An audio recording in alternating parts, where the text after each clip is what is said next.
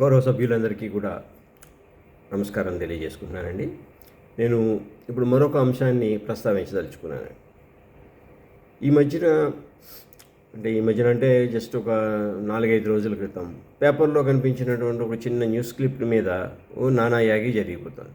ఆ విషయం ఏంటంటే గవర్నమెంట్ మూసీ డెవలప్మెంట్ కార్యక్రమం అనేది టేకప్ చేయదలుచుకుంది. దాంట్లో ఏంటంటే ఎవరు మన కాలనీ నుంచి అయితే ఎవరు అటెండ్ కాలేదు. మన కాలనీ పేరు మాత్రం వచ్చింది ఏంటంటే ఇలా కన్సల్ట్ చేస్తున్నాము అని. మన దాకా ఇంతవరకు వ్యవహారం రాలేదు. First thing. And second point వచ్చేసి అది వాళ్ళు మన దగ్గరకు కూడా వస్తారండి, మన దగ్గర డీటెయిల్స్ ఇస్తారు. వాళ్ళు వచ్చి మాట్లాడి అసలు ఏంటి వాళ్ళ ప్రణాళిక ఏంటి, వాళ్ళు ఏం చేద్దాం అనుకుంటున్నారు ఏంటి, దానికి సంబంధించినటువంటి ఆ డీటెయిల్స్ అన్నీ కూడా మనకి తెలిసిన తర్వాత సో ఈ సందడిలో సడేమి అన్నట్టు పేపర్లో దాంట్లో ఆ న్యూస్ రావడం ఆలస్యం, మన దగ్గర అల్లకల్లోలం మొదలైపోయింది. ఇంకేముంది, బిల్డింగ్లన్నీ కూలగొట్టేస్తున్నారు, మన బిల్డింగ్ మొత్తం పడగొట్టేస్తారు, ఏ బ్లాక్ పడిపోతుంది, బి బ్లాక్ పడిపోతుంది, సో గవర్నమెంట్ మొత్తం కాంపెన్సేషన్ ఇచ్చి అన్ని ఇళ్ళు పడగొట్టేస్తారు.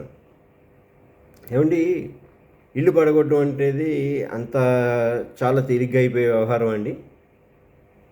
ఇక్కడే కదండి, ఎక్కడైనా సరే. మీకు చిన్న ఉదాహరణ చెప్తాను. మన ముందు కాలనీ ముందులోకి వచ్చేటువంటి ఎంట్రన్స్, ఈ రోడ్డు మన మెయిన్ రోడ్ నుంచి ఇక్కడ వరకు 100 feet రోడ్ అండి, అది ప్రపోజ్డ్. మనకు గమనిస్తే జాగ్రత్తగా గమనించండి, ప్రతి బిల్డింగ్ మీద సో అది మార్కింగ్స్ చేసి కూడా 4 ఏళ్ళు అయిందండి. 4 ఏళ్ళ నుంచి ఆ మార్కింగ్స్ పెట్టుకుని అలాగే నడుస్తుందండి. అంటే ఆ ఇళ్ళన్నీ పడగొట్టేలేక. సో ఇవంతా తేలిగ్గా అయిపోయేటువంటి వ్యవహారం కదా. ఏదో గవర్నమెంట్ చాలా సీరియస్గా ఉంది. సీరియస్గా ఉంటే ఉన్న ఎన్నిటిని పడగొట్టేస్తారా చెప్పండి? అడిగేవాళ్ళు ఉంటారు అప్పుడు.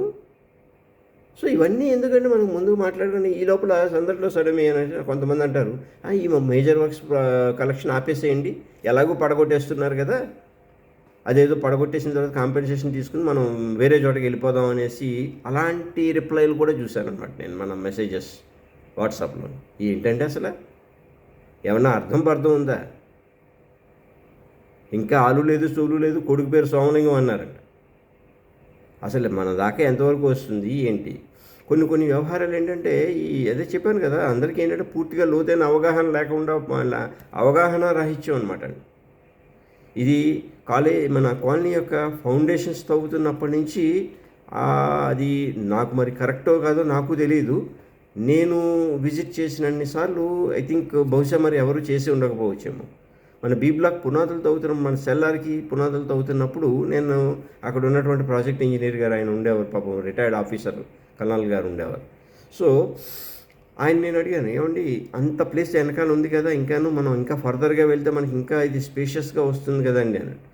లేదు బాబు, ఇది హుడా యొక్క నామ్స్ ప్రకారం మనం FTL అనేది full tank level of Musi రివర్ని మనం మెయింటైన్ చేయాలమ్మా. సో అక్కడ ఏంటంటే మన పర్మనెంట్ స్ట్రక్చర్స్ ఏమీ ఉండకూడదు, ఓన్లీ టెంపరీ స్ట్రక్చర్స్ మాత్రమే అక్కడికి ఎలిజిబుల్. అందుకనే మనం బీ బ్లాక్ని ఇక్కడ వరకే చేసాము, ఏ బ్లాక్ను కూడా ఇలాగే ఇక్కడ వరకే రెస్ట్రిక్ట్ చేసాము. ఎందుకంటే ఇది ఫర్దర్ దాటామంటే ఆ థ్రెట్ ఉంటుంది, రేపు పొద్దున్న ఫ్యూచర్లో మళ్ళీ అలాంటివి ఏమన్నా ప్రాబ్లమ్స్ వస్తాయి. అందుకనే మనం ఇక్కడ వరకు ఆగిపోయాము. అక్కడ STP మాత్రం పెట్టాం. STP can be shifted somewhere అనమాట, తర్వాత అవసరమైతే అది కొలగొట్టేసి వెళ్ళొచ్చు. బిల్డింగ్స్ మాత్రం ఎటువంటి ఇబ్బంది ఉండదండి అన్నారు. అది పాయింట్ నెంబర్ 1 అండి. సెకండ్ పాయింట్ వచ్చేసి, ఇప్పుడు మీరు చూస్తున్నటువంటి మన బ్యాక్ సైడ్ ఈ ప్లే గ్రౌండ్ అది ఉంది కదా, అక్కడ కాంపౌండ్ వాల్ ఉంది కానీ ఆ కాంపౌండ్ వాళ్ళు ఒకప్పుడు ఎలా ఉండేదంటే వెనకాల ల్యాండ్ కూడా మనదే అయినప్పటికీ కూడా వీళ్ళు ఏం చేశారంటే కంప్లీట్ క్లోజ్ చేసేసారు. దాంట్లోకి మనకి యాక్సెస్ లేదు. అంటే మన డబ్బులతోటి మనం కొన్నటువంటి ల్యాండ్లోకి మనకి యాక్సెస్ లేకుండా చేసేసారు. సో ఆ విషయంలో మేము చాలా గట్టిగా ఫైట్ చేస్తాం. చాలామంది మన సీనియర్ మెంబర్స్ చాలామంది ఉన్నారు, అందరికీ తెలుసు. వాళ్ళు చాలా ఒక 10-15 మంది దాకా మనం అక్కడ ఉండి వాళ్ళని గట్టిగా నిలదీసి, ఏమండి ఇది ఎందుకు పెట్టలేదు, ఇక్కడ గోడే అసలు లాస్ట్ మూసీ దాకా ఎందుకు కట్టలేదు, మీరు ఇక్కడ దాకా కట్టేసి ఆ ఎకరం పై చిలుకున్నటువంటి ల్యాండ్ని మీరు అలా వేకెంట్గా ఎలా వదిలేస్తారు గాలికి, అసలు మాకు కనీసం దాంట్లోకి వెళ్ళే అవకాశం లేకుండా అంటే అప్పుడు ఆ గోడ పార్ట్ని కట్ చేసి దానికి ఒక గేటు ఏర్పరచడం అనేది తర్వాత జరిగిన విషయం. ఇది అతి కొద్ది మందికే తెలుసండి అది దీని వెనకాల ఇలా జరిగింది అని. అలాగే మేము అప్పుడు చాలా డిమాండ్ చేస్తాం, అక్కడ మూసీ దగ్గర రిటైనింగ్ వాల్ అనేది కట్టాలి అనేసి ప్లాన్లో ఉంది, ఆ రిటైనింగ్ వాల్ ఎందుకు కట్టట్లేదు అని. సో దానికి కూడా వాళ్ళు ఇలాగే చెప్పారు, ఏమంటే అక్కడ పర్మనెంట్ స్ట్రక్చర్స్ ఏమీ పెట్టకూడదండి. సో అది మూసీ పరివాహక ప్రాంతాన్ని ఆటంకపరిచేటువంటి ఎటువంటి కన్స్ట్రక్షన్స్ ఉండకూడదు అనే దీంతో పెట్టాడు. అప్పుడు ఫైనల్గా మేము రిక్వెస్ట్ చేసిన తర్వాత, రిక్వెస్ట్ కదండి, చాలా డిమాండ్ చేసి వాళ్ళ మీద పీకల మీద కూర్చుంటే ఆ చైన్ లింక్ ఫెన్సింగ్ అనేది అప్పుడు ఏర్పడింది అనమాట. ఇప్పుడు మనం చూస్తున్నటువంటి ఈ చైన్ లింక్ ఫెన్సింగ్ వెనకాల స్టోరీ ఇదనమాట. అది కూడా ఆల్ అలాంగ్ లాస్ట్ వరకు ఏ బ్లాక్ వరకు వేయాలని చెప్పేసి మెటీరియల్ తెప్పించారు, అన్నీ తెప్పించారు. ఇప్పుడు ఆగిపోయినటువంటి ప్రాంతం దగ్గర నుంచి విలేజెస్ వచ్చేసి కర్రలు పట్టుకుని కొట్టడానికి వచ్చారండి. అక్కడ ఏ బ్లాక్ దగ్గర మనం టేకప్ చేస్తే అప్పుడు వీళ్ళు కూడా హ్యాండ్స్ అప్ అనేసి ఇవన్నీ కూడా వీళ్ళ ఏదో హ్యాండ్ ఇన్ గ్లోవ్ అంటారు చూడండి, అందరూ తోడు దొంగలే. వీళ్ళందరూ కలిసి CGWH వాళ్ళు, విలేజర్స్, వీళ్ళ పెద్ద మనుషులతోటి ఇన్ లోపాయి గారి ఒప్పందాలు, ఎవరైనా మేము కడుతూ ఉంటాం, మీరు వచ్చేసి బెదిరించేయండి, మేము పారిపోతాం. ఇలాగే జరిగిందండి యథార్థం అది. సో ఇప్పుడు వరకు ఏంటంటే, ఇప్పుడు ఎక్కడి వరకు అయిపోయిందో చైన్ లింక్ ఫెన్స్ అక్కడి వరకు అయిపోయింది. సో ఆ పైన మనం వెయ్యాలన్నా కూడా మనకి కుదరలేదు. ఇప్పుడు యథావాత వాళ్ళు ఒకవేళ కనుక నాకున్నటువంటి నేను సేకరించినటువంటి సమాచారం ప్రకారం చూస్తే అక్కడేమీ రోడ్లు రావట్లేదండి, ఇవేం రావట్లేదండి. ఓన్లీ వాళ్ళు గార్డెన్స్ అండ్ సమ్ ఇలాంటివి యాక్టివిటీస్, పబ్లిక్ యాక్టివిటీస్ లాంటివి ప్రమోట్ చేస్తున్నారండి. అందులో దీంట్లో ఏంటంటే చాలా మన డిఫెన్స్ పరమైనటువంటి ల్యాండ్స్ కూడా చాలా ఇన్వాల్వ్ ఉన్నాయండి. అవన్నీ అంత తొందరగా తేలిపోయే వ్యవహారాలే కావు. మనకి ఇమ్మీడియట్గా వచ్చేటువంటి థ్రెట్ అయితే ఏమీ లేదండి దీంట్లో. And point number 3, the most important, చాలామందికి తెలియనటువంటి వ్యవహారం ఏంటంటే, ఈ ల్యాండ్ అనేది మీ అపార్ట్మెంట్ మన ఆ ఫ్లాట్స్ వచ్చేసి మీ పేరు మీద రిజిస్టర్ అయ్యాయండి, కానీ ల్యాండ్ ఎప్పటికీ CGWHO పేరు మీదే ఉంటుందండి. అంటే దీంట్లో ఉండేటువంటి లిటిగేషన్స్ కానీ దీని మీద వచ్చేటువంటి ఏమన్నా అబ్లిగేషన్స్, రేపు పొద్దున గవర్నమెంట్ మాకు ఈ ల్యాండ్ మేము ఎక్వైర్ చేస్తున్నాం అని అంటే మనకి ఎటువంటి సంబంధం లేదండి. We will refer to CGWHO.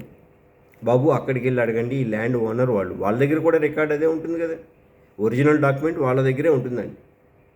మీ దగ్గర ఉందా, మా దగ్గర ఉందా? మీ దగ్గర ఉన్నది మీ ఫ్లాట్కి సంబంధించినటువంటి ఒరిజినల్ డాక్యుమెంట్ మాత్రమే. కాలనీకి సంబంధించిన 6.25 ఎకరాలటువంటి ల్యాండ్కి సంబంధించిన డాక్యుమెంట్స్ కస్టోడియన్స్ ఆర్ CGWHO అండి, మీరు నేను కాదు. కాబట్టి ఎందుకంటే మనం ప్యానిక్ అయిపోవాలి? ఇంకా అసలు గుండెలు బాధేసుకుని మనం స్టాప్ చేసేయాలి, మెయింటెనెన్స్ మేజర్ వర్క్స్ సంబంధించిన కాంట్రిబ్యూషన్ స్టాప్ చేసేయాలి, ఎవరి డబ్బులు వాళ్ళు వెనక్కి ఇచ్చేసేయండి. ఇలాంటి పిచ్చి పిచ్చి కోతలు చాలామంది రాశారనమాట. నిజంగా నేను చెప్తున్నాను అన్నమాట, వాళ్ళకి కోపం వచ్చినా కానీ నేను చెప్తున్నాను. ఏదో అంటారు అది ఆలు లేదు సూర్యు లేదు, కొడుకు పేరు సోమలింగం అన్నట్టు ఏమీ జరగలేదు ఇంకా మన కాలనీకి వాళ్ళు ఎవరు అసెస్మెంట్ సర్వేయింగ్ కానీ వాళ్ళ తాలూకు అఫీషియల్గా మనకి ఏంటంటే నోటీసెస్ కానీ ఏమీ రాలేదు.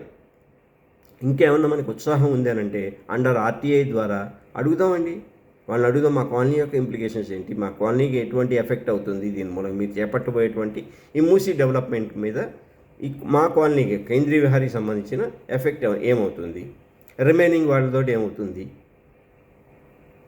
సో మీరు చేపట్టబోయేటువంటి ప్లాన్లో మా కాలనీకి సంబంధించిన వరకు ఎంతవరకు మాకు ఇది ఉంటుంది.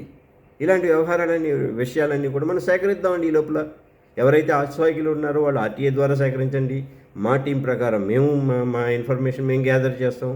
ఇవన్నీ మెల్లగా తేలేటువంటి వ్యవహారాలు కదండి. ఉన్నదాన్ని ఆపేస్తామా మనం? జరిగే పనిని ఆపేస్తామా? మనకన్నా చాలా ఇప్పుడు ఈ ప్రాజెక్టులో కొన్ని వేల ఇళ్ళు అండి. మన ఒక్క కేంద్రీయ విహార్ పగడ కొట్టేసేసి మ్యూజిక్ డెవలప్మెంట్ చేయరండి. మూసి నాగోల్ అవతల దాకా మనకి వెళ్ళాలండి. అది ఇక్కడి నుంచి హిమాయత్ సాగర్ కనీసం 40 కిలోమీటర్ల ఈ పరివాహక ప్రాంతంలో వాళ్ళు చేపట్టాలండి. అది ఏంటో మన కేంద్రీయ విహార్ అనేది అది అనువంత అన్నమాట ఈ మొత్తం ప్రాజెక్టులో. ఓవర్ ఎక్సైట్ అయిపోయి ఇంకా ఆపేద్దామండి, మేజర్ వర్క్స్ సేకరించడం ఆపేద్దామండి అంటాడు ఒక పెద్ద మనిషి.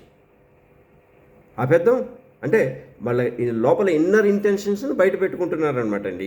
ఈ రకంగా మనం చెప్పాలంటే వాళ్ళకి స్వతహాగా లోపల ఇష్టం లేదు, సాకు దొరికింది, అంతే అయిపోయింది. ఇదండి మనం చేయాల్సిన పని. కాబట్టి ఈ విషయాల్లో ఏంటంటే ఏదైనా ఉంది అని అంటే దీని గురించి కూడా మనం అందరం కలిసి కూర్చొని ఒక నిర్ణయానికి వద్దామండి. ఏంటంటే ఒకవేళ అలాంటి పరిస్థితి వచ్చి అట్లాంటిది ఏమైనా ఉందంటే అప్పుడు దాన్ని తగు విధంగా అప్పుడు మనం స్పందించాలి.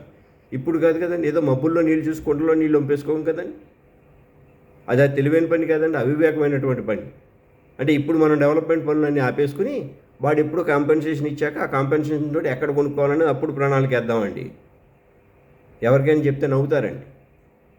కాబట్టి అలాంటి పిచ్చి పిచ్చి ఆలోచనలు అన్నీ పెట్టుకోకుండా ముందు మనం చేయాల్సిన ఫోకస్ ఆన్ ఫస్ట్ మనం ఇక్కడ జరగాల్సిన పని మీద దృష్టి పెట్టండి. సో ఐ థింక్ నేను ఇది కొంచెం హార్ష్గా చెప్పినా కూడా నేను స్పష్టంగా నేను చెప్పదలుచుకున్నానండి ఇది. సో ఎవరికైనా మనసు నొప్పించి ఉంటే వాళ్ళ మనోభావాలు ఏమైనా దెబ్బతింటే నన్ను క్షమించండి. ఉంటాను. Thank you.